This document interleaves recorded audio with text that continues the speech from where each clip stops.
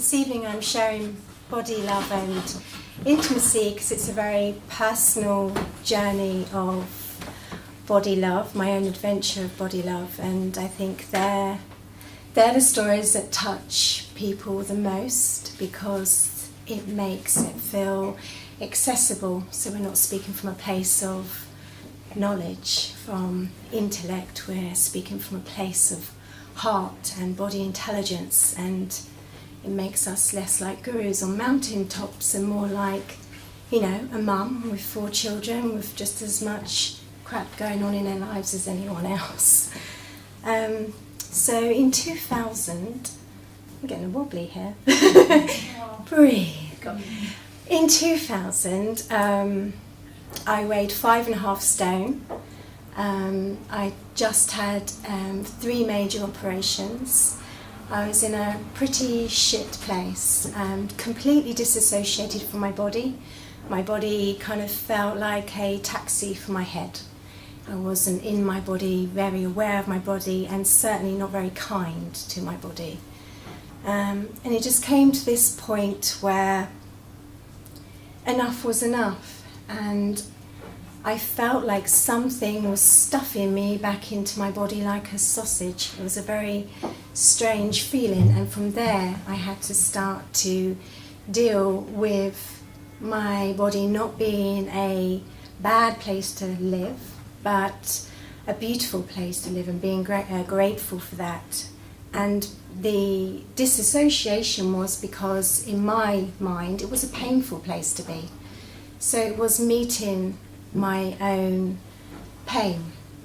So as I was going through this body love adventure, let's say, and paying attention to what my body needed and actually listening to what my body needed, I also noticed that through this adventure that I was becoming more intimate with myself.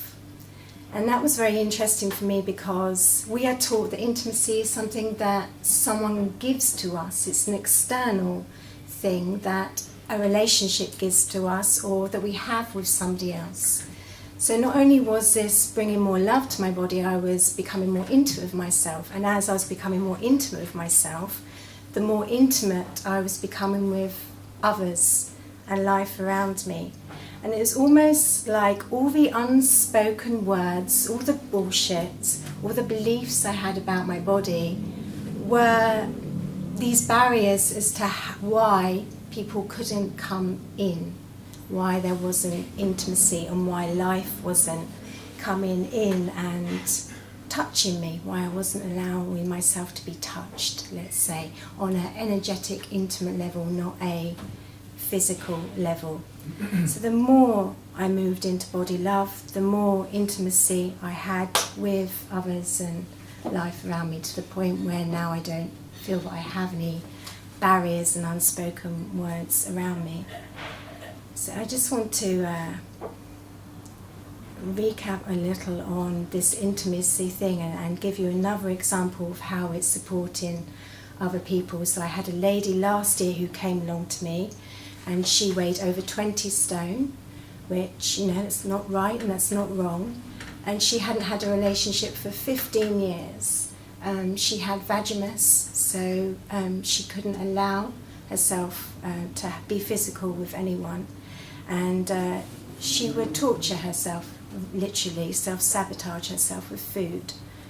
And through working through an adventure of body love, this woman, she became the sexiest beast I have ever seen. She would walk down the street with her as if she had this tail that was just like whoosh, and this wiggle. And she wasn't like purposely making herself lose weight to make herself love her body. She was loving her body, and the things were happening around her. And she had a boudoir shoot, and she was doing all these amazing things from loving her body more. And then as we start to finish our time together, she entered a relationship. And the vaginas, because we'd been working around that dissolved as well. And the vaginas was related to not allowing in. not allowing love in, not allowing intimacy in.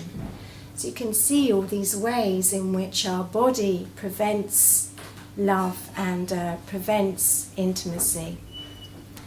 So how did I begin when I realised what a shit place I was in at 5.5 stone? So the first step I would suggest was I created a nest.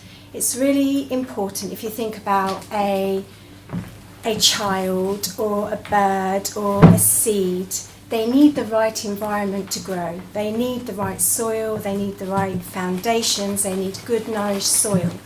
So I looked at my environment and what was in my environment that was telling me I was not perfect.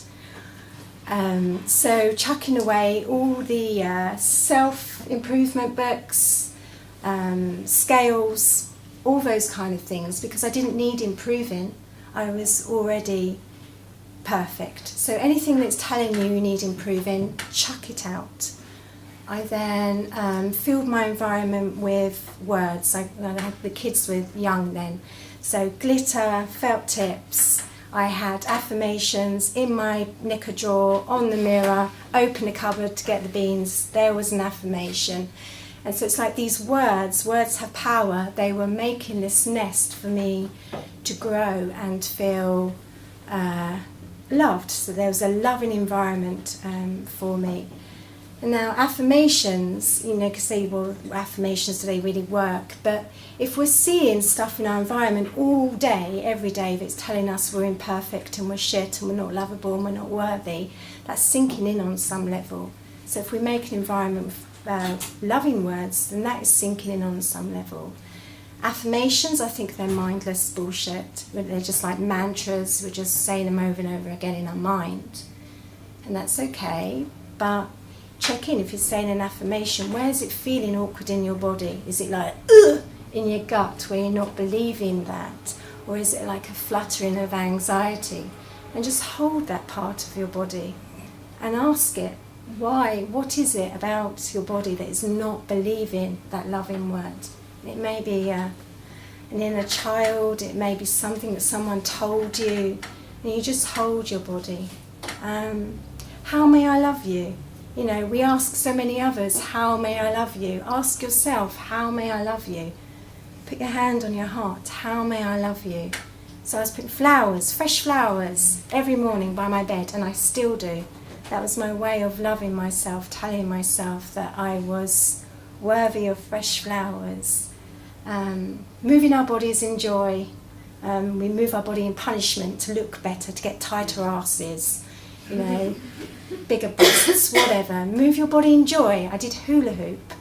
It was nuts. All the kids and me, I've got 4 of them, in the garden, all with hula hoops. And I was enjoying it. I was moving my body in joy.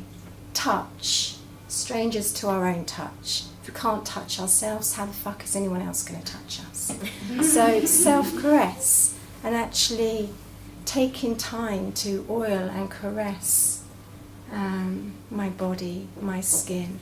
So all these little things, it's almost like being my own mother, I suppose, my own parent, of really affirming to my body that it was lovable, that it was good enough through all its imperfections. Scars, they have a story. They're to be grateful of. They've kept us alive, for goodness sake. We're all in different shapes, sizes, all unique flowers. Why the hell would we all want to look the same and be the same? That would be bloody boring. Absolutely boring. So yeah, the more you love your body, the more your relationships will become more intimate. And if you're looking at it the other way around, it's just not going to happen, because it's your own body armour that is preventing someone from seeing you. Intimacy means to be seen and to be known truly.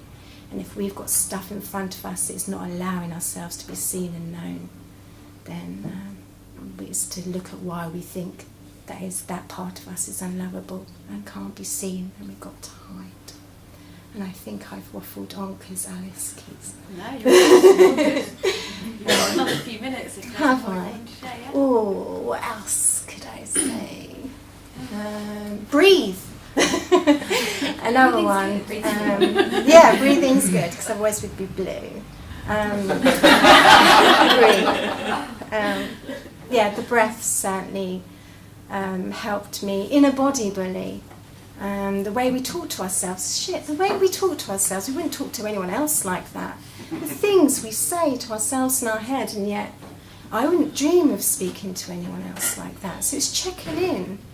You know, it's about loving yourself as much as you love other people, and giving to yourself as much as you give to other people, because we need to be full on the inside so that actually what we give out is like the fragrance of a flower or the warmth of the sun. It's not a giving, so it's like a empty giving. It's like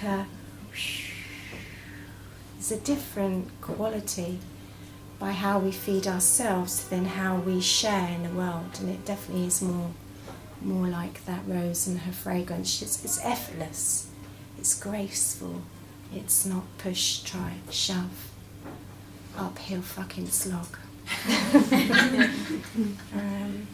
Yeah, so move your bodies, enjoy, love your bodies, be grateful because they're amazing. Your body is a miracle, an absolute miracle, and stuff you've been through, the shit you've been through, your body's been there 100% of the way with you. So it deserves